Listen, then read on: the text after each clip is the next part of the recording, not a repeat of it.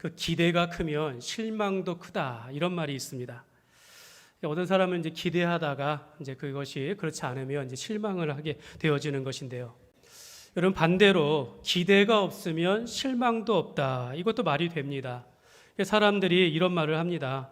우리가 사람에 대한 기대는 이제 거두고 살아가는 것이 좋다. 이런 말을 합니다.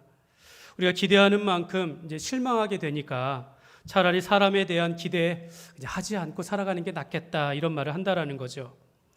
여러분 이제 기대라는 거 좀 이제 인간적으로 들리니까 저는 이제 소망이라는 말을 쓰겠습니다. 소망.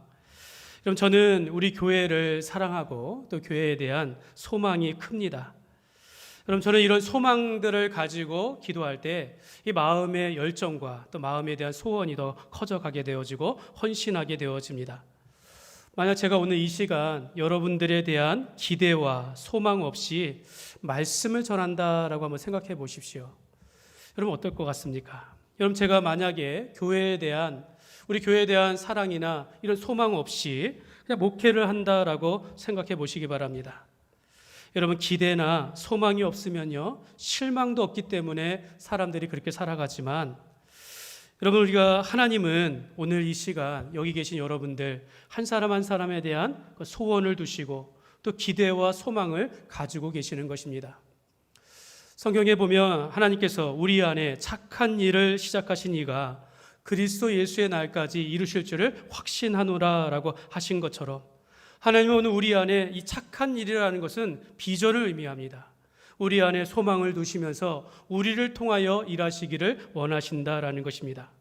그러니까 여러분 우리는 하나님께 소망을 둔 자는 소망을 잃지 아니하고 살아가게 되어 있습니다.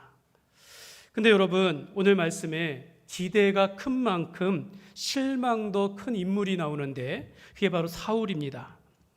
사울은 40세에 이스라엘의 왕위에 올랐습니다. 또 그가 하는 전쟁마다 승리하게 되어집니다. 하나님은 그에게 은혜를 베푸시면서 이스라엘을 지켜주셨습니다. 그런데 여러분 그런 승리 가운데 이게 웬일입니까? 그가 버림을 받게 되어집니다. 사울은 왕위에 오르고도 버림받게 되어지는 그런 불행한 왕이 된다라는 것입니다. 그러니까 여러분 왕위에 있지만 실패한 왕 노릇을 하는 그런 사울의 모습이 보여진다라는 거죠. 여러분 우선 결론부터 여러분들에게 말씀드리면 14절 말씀입니다. 14절 말씀 보시면 같이 읽겠습니다. 지금은 왕의 나라가 길지 못할 것이라 여호와께서 왕에게 명령하신 바를 왕이 지키지 아니하였으므로 여호와께서 그의 마음에 맞는 사람을 구하여 여호와께서 그를 그의 백성의 지도자로 삼으셨느니라 하고 아멘. 여러분 지금 블레셋과의 전쟁이 끝나지도 않았는데 왕의 나라가 길지 못할 것이다 라는 이런 말을 들었고 당신이 하나님의 말씀을 지키지 않았기 때문에 왕의 촛대를 옮길 것이다 라고 경고를 받게 되어집니다.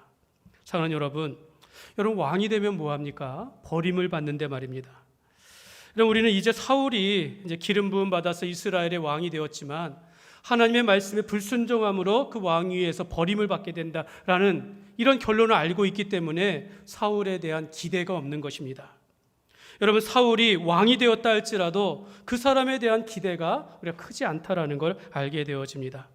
그럼 우리가 이런 인생은 살지 말아야겠습니다.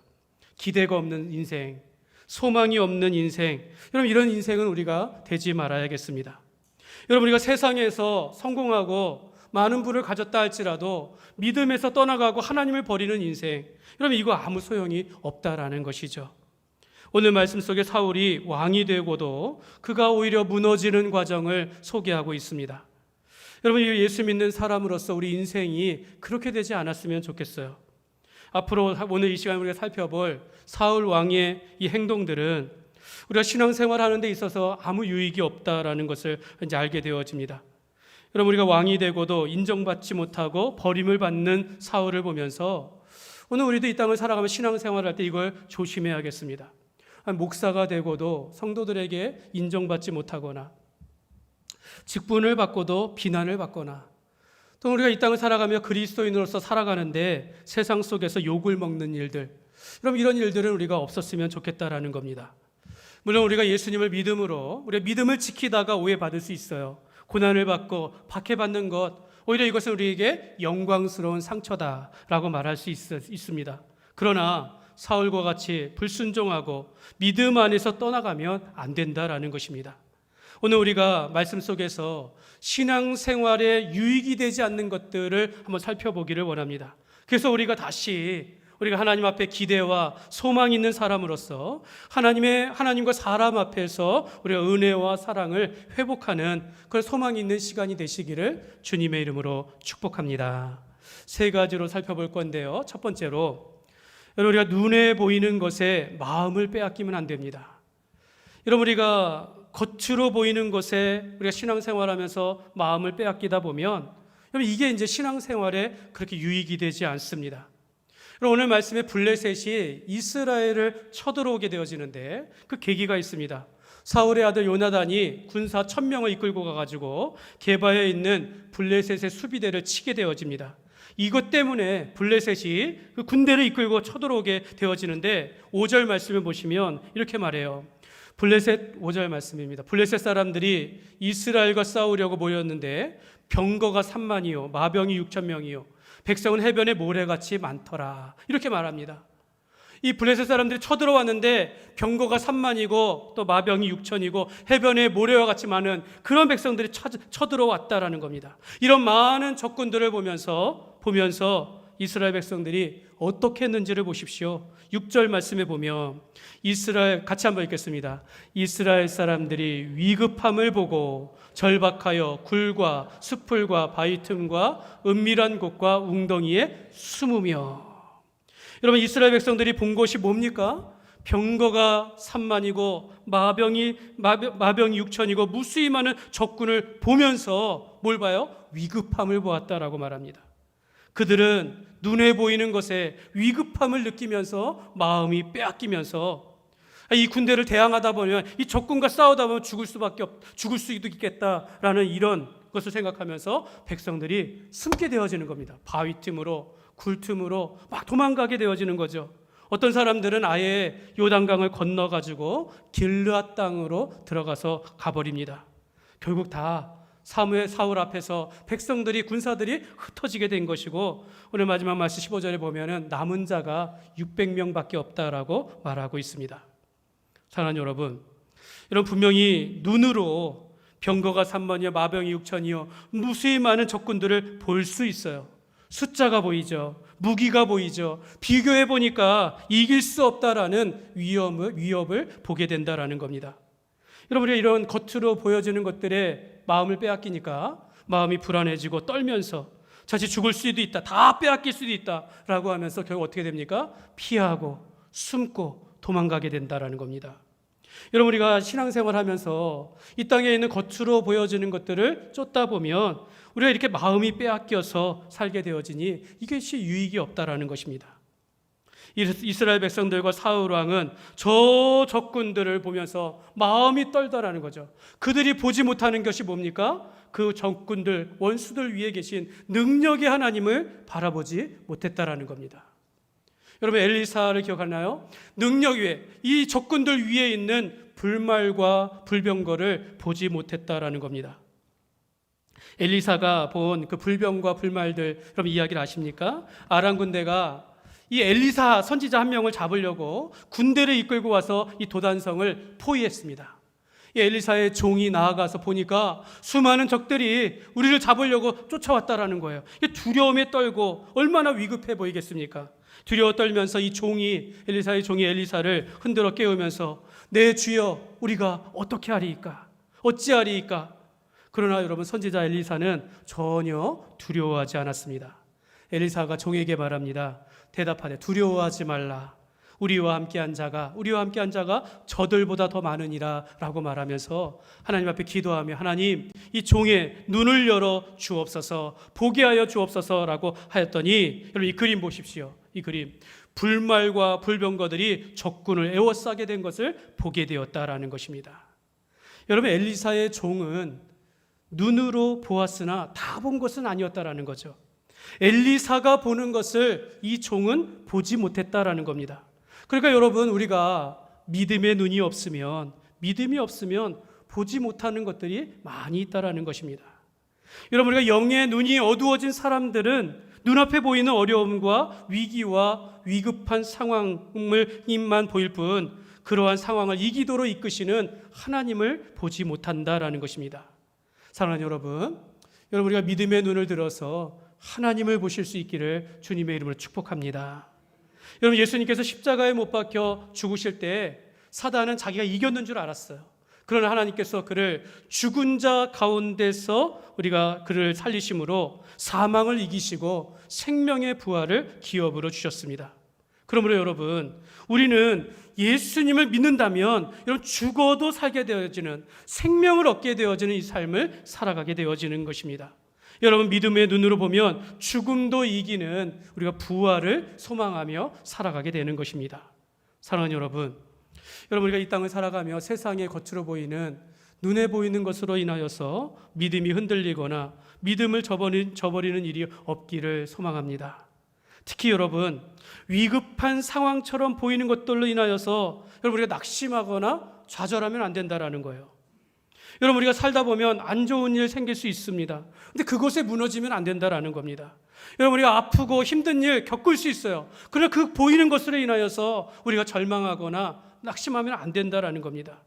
여러분, 지금 여러분들이 여러분의 삶 가운데 여러분의 눈앞에 보이는 것이 무엇입니까? 여러분, 우리가 힘든 일, 어려운 일, 지치고 어려운 일, 아프고 이런 일들, 여러분 이것들로 인하여 우리가 위급하다라고 해서 그것에 마음에 뺏겨가지고 하나님을 보지 못하는 것은 아닙니까? 우리 눈에 보이는 많은 숫자를 쫓다 보면, 많은 물질을 쫓다 보면, 많은 위험의 마음을 빼앗기면 여러분 우리가 믿음 안에서 유익이 되지 않는다라는 걸 여러분 기억하시길 바랍니다. 사랑하는 여러분, 여러분이 눈에 보이는 세상이 전부가 아닙니다. 내 눈에 보이고 내 생각에 맞다라고 여기는 것을 쫓다 보면 우리가 잘못된 판단을 하기가 쉽다라는 것입니다. 그러므로 여러분, 때로는 우리가 가만히 서서 하나님을 보실 수 있기를 바랍니다. 가만히 서서 하나님께서 행하시는 일들을 바라볼 수 있어야 한다는 것입니다. 그러므로 여러분, 믿음으로 우리가 세상을 바라보며 승리하시기를 주님의 이름으로 축복합니다. 두 번째로, 핑계와 변명은 유익하지 않습니다. 여러분, 우리가 신앙생활 하는 데 있어서 핑계를 대고 변명하는 것은 그렇게 유익하지 않아요. 여러분, 오늘 사울 왕은 이 전쟁의 위급한 상황 속에서 사무엘 선지자를 기다렸습니다. 그러나 사무엘이 정한 날, 기한 날 7일 이내에 온다 할 때는 했는데 7일을 기다려도 사무엘이 오지 않게 되었다는 거죠. 오지 않았다는 겁니다. 길갈에 오지 않자 스스로 번제와 화목제를 드렸다라고 말합니다. 그런데 사울이 번제를 드리자마자 사무엘이 도착한 거예요. 조금만 더 기다렸다라면, 이런 일 없는데 기다리지 못하고 번제를 드렸다라는 겁니다. 그러자 이 사울 왕이 선지자 앞에서 변명을 하는 것입니다. 아주 그럴싸한 변명이에요. 백성들이 적군을 보고 지금 도망하고 있습니다. 내 앞에서 군사들이 다 흩어지고 있습니다. 당신을 기다렸지만, 정한 날이 이르렀지만 오지 않기에 부득이하여 번제를 드렸나이다. 이 말이 좀 들어와요. 부득이하여. 여러분, 우리는 부득이하면 모든 게 허용되는 줄 알아요. 부득이하여 어쩔 수 없이 이것밖에는, 이런 말밖에는 할 수 없습니다 라고 하면서 그렇게 하지 말아야 할 것들을 해버린다라는 것입니다. 여러분, 이런 태도는 신앙생활에 있어서 유익이 되지 않습니다. 사울왕이 번제를 드릴 수밖에 없다라고 하면서 이 핑계를 댄 이유들, 사실 그럴싸하죠. 다 사실입니다. 그럴 수밖에 없는 것처럼 보였다라는 것입니다. 적군이 코앞에 있는데, mik마스 코앞에 있는데 언제 들이닥칠지 모르니 백성들은 도망가고 숨어버리는데 당신을 기다릴 시간이 없었다라는 것입니다. 온다던 당신은 오지 않았기 때문에, 나라도 하나님께 간구해야 했기 때문에 부득이하여 번제를 드렸나이다 라고 말하는 것입니다. 사랑하는 여러분, 번제를 드리는 것은 왕이 해야 할 일이 아니었습니다. 사무엘 선지자가 해야 할 일이었습니다. 왕은 아무리 위급하여도 선지자를 기다려야 했습니다. 기다려야 했고 끝까지 기다려야 했다라는 것이죠. 그러니까 여러분, 우리는 믿음으로 인내해야 할 때가 있다라는 겁니다. 그러나 왕은 기다리지 못하고 그가 오기 전에 제사를 드림으로 그가 하지 말아야 할 죄악을 저지르게 되어진 것입니다. 부득이하여 번제를 드렸나이다. 정말 그것이 부득이한 일입니까? 여러분, 그의 권한이 아닌 것을 부득이하게 그것을 해야겠습니까? 어쩔 수 없으면 그럼 해도 된다라는 것입니까? 사랑하는 여러분, 성경의 말씀 가운데 이런 말씀이 있어요. 악은 어떤 모양이라도 버리라라는 말씀이 있습니다. 이 정도는 괜찮겠지라고 생각할 수 있으나 여러분, 우리의 죄악은 그런 식으로 우리가 죄를 짓는 것입니다. 시편 1편 1절 말씀에 보면 같이 읽겠습니다. 복 있는 사람은 악인들의 꾀를 따르지 아니하며 죄인들의 길에 서지 아니하며 오만한 자들의 자리에 앉지 아니하고. 여러분, 복된 사람은, 믿음의 사람들은요, 그런 악한 이들의 꾀까지 쫓아가지 않고 그런 자리, 그런 생각 어울리지 않는다라는 거예요. 여러분, 왜 그렇습니까? 하나님께서 그러한 자리를 미워하시기 때문입니다. 하나님께서 그러한 그 죄를 미워하시기 때문입니다. 여러분, 죄는 어떤 모양이라도 따르는 순간 죄가 되는 것이고, 악은 어떤 모양이라도 우리가 따르는 순간, 흉내내는 순간 망치게 되는 겁니다. 이 때문에 우리가 죄인 줄 알고도 부득이하여 그럴 수밖에 없었다라고 말하는 것은 이건 핑계요, 변명이 되는 것입니다. 여러분, 첫사람 아담과 하와가 하나님이 먹지 말라고 한 선악을 알게 하는 나무의 열매를 먹음으로 이 땅에 그 첫사람의 번제함으로 죄가 이 세상에 들어오게 되었습니다. 그리고 이 아담과 하와는 죄를 지음으로 부끄러워서 숨었습니다. 하나님은 아담을 부르시면서 아담아, 네가 어디 있느냐라고 찾으셨습니다. 하나님이 어디 있는지 모르셔서 부르셨을까요? 하나님이 아담이 죄를 지은 것을 모르셨기 때문에 아담을 부르셨겠습니까? 아닙니다. 하나님은 아담이 정직하게 하나님 앞에 나와 자백하기를 원하셨다라는 겁니다. 그에게 죄를 고백할 수 있도록 기회를 주신 것입니다. 그러나 아담은 말하죠. 내가 두려워하여 숨었나이다. 나와 함께한 저 여자, 나에게 주신 저 여자가 이 열매를 먹게 하였나이다. 여러분, 최초의 아담은 죄를 지었을 뿐만 아니라 죄를 숨기며 변명하였다라는 겁니다. 사랑하는 여러분, 우리가 신앙생활 하는 데 있어서 죄를 숨기거나 변명하거나 핑계를 대는 것은 여러분 유익하지 않습니다. 여러분, 하나님 앞에 변명하는 거 이게 가능하겠습니까? 하나님 앞에 핑계를 댄들 숨은들 그게 가능하겠냐라는 것이죠. 요한일서 1장 9절 말씀에 보면 만일 우리가 우리 죄를 자백하면 그는 미쁘시고 의로우사 우리 죄를 사하시며 우리를 모든 불의에서 깨끗하게 하실 것이요. 하나님은 오늘 우리가 하나님 앞에서 죄를 자백하기를, 하나님 앞에 정직하기를 원하신다라는 것입니다. 우리가 하나님 앞에 자백하기만 하면 하나님은 그의 아들 예수 그리스도의 십자가의 보혈 안에서 우리의 죄를 씻어주시고 우리를 용서하신다라는 것입니다. 우리는 하나님 앞에서 우리가 정직하게 살아가야 한다라는 것입니다. 사랑하는 여러분, 우리가 신앙생활에 있어서 핑계와 변명은요, 자기의 의로움을 드러내는 교만의 증거라, 이런 말이 있어요. 자기의 의로움을 드러내기 위해서 자기를 숨긴다라는 것입니다. 여러분, 신앙생활하는 데 있어서 가장 힘든 것이 무엇이냐면 자기 생각과 자기 의지를 내려놓는 것, 이게 제일 힘들다라는 거예요. 여러분, 여기서 제가 퀴즈 하나 내겠습니다. 아재 개그인데 우리 일부 예배 혹시 들으신 분은 가만히 계시고요, 한번 들으시기 바랍니다. 물어보겠습니다. 유능한 목수가 있어요. 근데 유능한 목수라 할지라도 고칠 수 없는 집은 무엇일까요? 유능한 목수라도 고칠 수 없는 집은 무엇일까요? 똥꼬집입니다. 똥꼬집.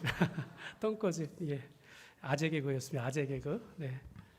신앙생활 하면서 제일 어려운 것이 무엇이냐면 자기의 고집을 내려놓는 것입니다. 사람들은 하나님 앞에서 똥꼬집을 피면서 변명하고 핑계대기를 좋아한다라는 거죠. 사울왕은 아무리 부득이한 일이 있었어도 선지자 사무엘을 기다려야 했다라는 것입니다. 로마서 12장 3절 말씀에 보면 12장 3절 같이 읽겠습니다.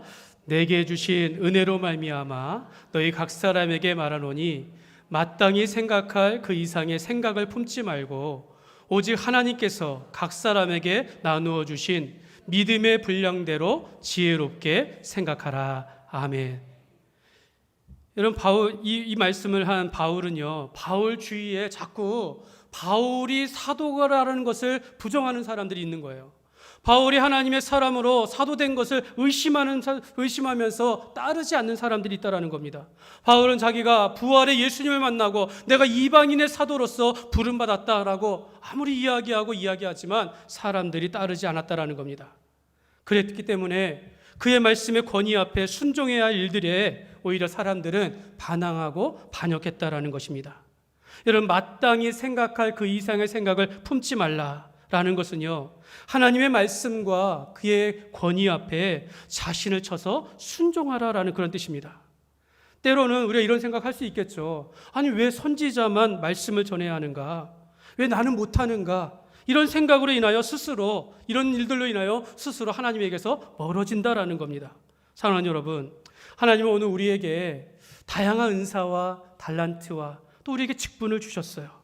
그러므로 우리는 마땅히 내게 주어진 그 일들을 우리가 해나가는 것입니다. 내가 해야 할 직무가 있다라는 것이죠.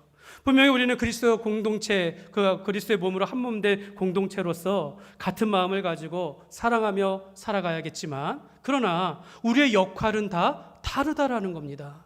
어떤 사람은 손의 역할을 하고 어떤 사람은 발의 역할을 합니다. 어떤 사람은 눈으로 보고 어떤 사람은 입술로 말하는 역할을 하게 된다라는 거죠. 오늘 우리는 우리를 부르신 하나님의 뜻과 하나님이 세우신 권위 앞에 우리가 순종하면서 살아가는 것입니다. 그러므로 여러분, 내가 내 허물을 가리우기 위해서 핑계대고 변명하는 것은 아무 유익이 없습니다. 하나님 앞에서는 우리가 정직해야 하고, 그러므로 우리는 순전한 마음으로 믿음으로 살아가시기를 주님의 이름으로 축복합니다. 세 번째로, 여러분, 신앙생활에 유익이 되지 않는 것, 여러분, 망령되이 행하는 것을 조심하십시오. 사무엘은 자기가 이르기 전에 부득이 번제를 드렸다라고 하면서 변명하는 이 사울 왕을 향하여 따끔하게 말합니다. 오늘 13절 말씀인데요, 13절 말씀 같이 읽겠습니다. 사무엘이 사울에게 이르되 왕이 망령되이 행하였도다. 왕이 하나님 여호와께서 왕에게 내리신 명령을 지키지 아니하였도다. 그리하였더라면 여호와께서 이스라엘 위에 왕의 나라를 영원히 세우셨을 것이거늘. 아멘. 사랑하는 여러분, 보통 믿음이라는 것은요, 위기의 순간에 그 사람이 어떤 사람인가가 드러나게 되어 있습니다. 사울이 이 블레셋의 병거가 3만이고 마병 6천이고 바닷가의 모래와 같은 이 군사 앞에서 두려워하면서 자기의 군사들이 도망가고 흩어지니까 선지자를 기다리지 못하고 자기가 스스로 번제를 드림으로 오늘 말씀에 망령되게 일을 하였다, 망정된 일을 행하였다라고 말하고 있습니다. 그는 자기가 왕이 된 본분을 잊어버리고 그 위급한 순간에 하나님의 말씀을 잊어버리면서 또 과거에 하나님께서 우리를 지켜주셨던 그 하나님을 잊어버린 것입니다. 결국 사울은 선지자를 기다리면서 하나님의 말씀을, 선포된 말씀을 들었어야 했는데 조급함으로 스스로 번제와 화목제를 드렸다라는 것입니다. 아니, 왕이 번제를 드린들 그것이 해결책이 되겠습니까? 그 위기의 순간 스스로 자기가 선지자가 되어서 번제를 드림으로 하나님께서 세우신 그 말씀의 법들, 하나님의 그 질서와 권위에 대하여 깨트려 버린 것입니다. 사랑하는 여러분, 망령되이 행하였다라는 거, 이 망령되다, 이게 무슨 뜻일까요? 여러분, 영어 성경을 보니까 이런 말이에요. foolish thing이라 그래요. foolish, 바보 같은, 이런 바보 같은, 어리석은, 이런 뜻입니다. 사울 왕이 바보 같은 짓을 한 것입니다. 어리석은 행동을 한 것입니다. 디모데후서 2장 16절 말씀에 보면 망령되고 헛된 말을 버리라. 그들은 경건하지 아니하며 점점 나아가나니. 여기서 이 망령되다, 망령된 말, 경건하지 아니한 말을 했다라는 그런 뜻입니다. 여러분, 이것이 무슨 말이냐면 교만한 사람들은요, 스스로 믿음 있는 척하면서 경건한 말로 남을 정죄하는 경우가 많다라는 거예요. 내가 방언도 하고 내가 귀신도 쫓아내는데 너 그러면 안 돼 라고 하면 다른 사람을 정죄할 때 이게 바로 망령된 말이다라는 겁니다. 여러분, 10계명의 세 번째 계명이 이것입니다. 너는 내 하나님, 출애굽기 20장 7절 말씀이요, 올려주세요. 같이 읽겠습니다. 너는 내 하나님 여호와의 이름을 망령되게 부르지 말라. 여호와는 그의 이름을 망령되게 부르는 자를 죄 없다 하지 아니하리라. 여러분, 분명히 망령되게 하는 것은 죄라고 말해요. 그런데 여호와의 이름을 망령되게 일컫지 말라라고 말하는 것입니다. 오늘날 사람들은 하나님의 이름을 가지고 놀랄 때 하나님, 이게 잘못하고 있는 거죠. 그죠? 욕할 때 지저스, 이게 욕입니다. 비방할 때 사용한다라는 거죠. 하나님께서 자신의 이름이 이렇게 불려진다라는 걸 생각할 때 하나님은 얼마나 스스로 당황하시겠습니까? 여러분, 1977년도에 상영된 영화 중에 오 하나님, 이런 영화가 있습니다. 그 내용이 보니까 신이, 하나님이 사람이 되어서 이 땅 가운데 와가지고 한 인간을 불러서 이제 그의 뜻을 전하는 내용인데요. 그 사람이 누구였냐면 이제 식료품종의 매니저로 일하는 제리라는 사람이었습니다. 그러니까 신이 이 사람에게 나타나 이제 함께하는 겁니다.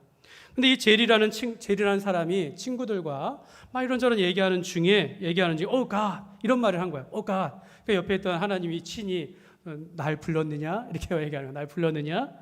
하나님이 여기 있다라고 말하니까 이 제리가 아닙니다. 내가 하나님 부른 것 아닙니다. 아무것도 아닙니다. 그때 하나님께서 옆에서 말합니다. 제리야, 내가 여기 온 이유가 바로 여기에 있다. 나는 사람들이 그냥 나를 심심풀이로 불리는 것을 원치 아니하고 사람들이 감정에 폭발하여 나를 불러들이는 것, 여러분, 이것이 아니라 정말로 사람들이 나를 심각하게 두려워해 나를 찾기를 바란다라고 그렇게 말합니다.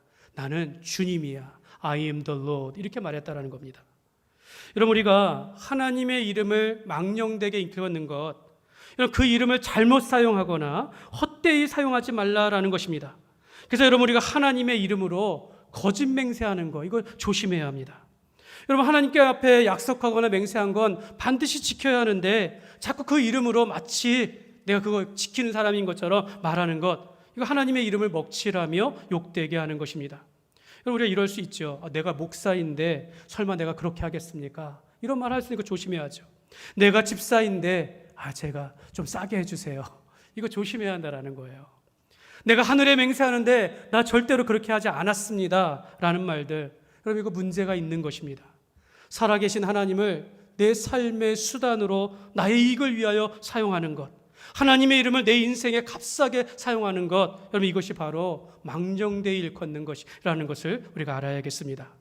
사울은 자기가 왕이기 때문에 왕된 신분으로서 그 일을 해야 했다라는 겁니다. 흩어지는 백성들을 향하여 이렇게 말하면 되잖아요. 하나님은 살아계시니까 너희 두려워하지 마십시오. 너희가 두려워하면 안 된다. 우리가 싸울 수 있습니다. 하나님을 기다립시다 라고 말할 수 있는 거 아닙니까? 그러나 그는 선지자를 기다리지 못하고 스스로 번제를 드리면서 이렇게 하면 방법이 되지 않을까라고 하면서 스스로 망령된 일을 한 것입니다. 사랑하는 여러분, 때로는 우리가 침묵하면서 인내하며 살아가야 될 줄 믿습니다. 때로는 우리가 하나님께서 내 앞에서 역사하시고 나를 통하여 행하실 것을 바라보며 우리가 하나님을 기다리며 살아가야 하는 것입니다.